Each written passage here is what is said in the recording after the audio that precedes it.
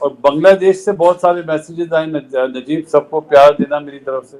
হাসপাতালের বিছানায় শুয়ে যখন হৃদরোগের চিকিৎসা নিচ্ছিলেন তখন দূর থেকে বাংলাদেশের মানুষের ভালোবাসায় যেন ছুঁয়ে গেল পাকিস্তানের সাবেক ক্রিকেটার বাসিত আলীকে। অগণিত শুভকামনা আর বার্তা পেয়ে আবেগ আপ্লুত হয়েছেন পাকিস্তানের এই সাবেক ক্রিকেটার। জানিয়েছেন বাংলাদেশিদের প্রতি তার কৃতজ্ঞতার কথা। হৃদরোগের সমস্যায় হাসপাতালে ভর্তি হয়েছিলেন তিনি। অবস্থা গুরুতর হওয়ায় তার চিকিৎসা হয়। চিকিৎসার পর এখন বিশ্রামে আছেন তিনি। তবে শারীরিক অসুস্থতার মধ্যেও বাংলাদেশ থেকে পাওয়া ভালোবাসার কথা ভুলে যাননি সাবেক এই ক্রিকেটার।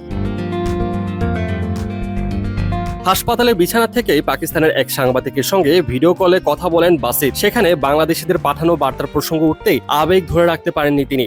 বলেন, সবাই আমাকে অনেক ভালোবাসা দিচ্ছে, বাংলাদেশ থেকে অনেক বার্তা পেয়েছি, আমার পক্ষ থেকে সবাইকে ভালোবাসা। এর আগে সোমবার বাসিতের অসুস্থতার একটি ছবি সামাজিক যোগাযোগ মাধ্যমে বেশ ভাইরাল হয়। ছবিতে হাসপাতালের বিছানায় শুয়ে থাকতে দেখা যায় বাসিতকে। শরীরে চিকিৎসার নানা যন্ত্র লাগানো, পাশে আইসিইউর মনিটর। সেই দৃশ্যের সামনে আসার পরে ক্রিকেট প্রেমীদের মধ্যেই উদ্বেগ বাড়তে থাকে। জানা যায় কয়েকদিন ধরেই শারীরিক অস্বস্তি অনুভব করছিলেন তিনি। পরে হাসপাতালে পরীক্ষা করানোর পর হৃদযন্ত্রে ব্লক ধরা পড়ে। পরিস্থিতি বুঝে চিকিৎসকরা দ্রুত এনজিওপ্লাস্টির সিদ্ধান্ত নেন।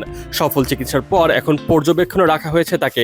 অদ্ভুত ব্যাপার হলো, হাসপাতালে যাওয়ার ঠিক আগের দিনই বাংলাদেশের ক্রিকেট নিয়ে কথা বলেছিলেন বাসিত। অস্ট্রেলিয়ার বিপক্ষে ডারউইন টেস্টে বাংলাদেশের ঐতিহাসিক জয়ের প্রশংসা করে ভিডিও বার্তা দিয়েছিলেন তিনি। সেই ভিডিওতেই নিজের শারীরিক অসুস্থতার কথাও জানিয়েছিলেন। তিনি বলেছিলেন, এই সপ্তাহে এটাই আমার শেষ অনুষ্ঠান। গত রাত থেকে আমার শরীরটা খুব খারাপ লাগছে। কাল হাসপাতালে ভর্তি হব, আমার চিকিৎসা করিয়ে নেব। দোয়া রাখবেন যাতে যেই চিকিৎসা প্রয়োজন তার ঠিকভাবে হয়ে যায়, তাহলে আবার আপনাদের সামনে হাজির হব।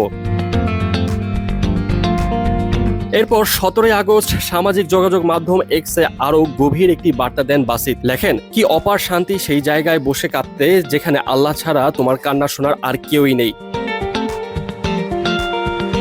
ক্রিকেট মাঠের বাইরেও বাংলাদেশিদের সঙ্গে বাসিতের সম্পর্কটা যে আলাদা, অসুস্থতার এই সময়ে যেন সেটি আরো স্পষ্ট হয়ে উঠল। চিকিৎসাধীন অবস্থায়ও তাই বাংলাদেশের মানুষের ভালোবাসা তার মনে এনে দিচ্ছে স্বস্তি।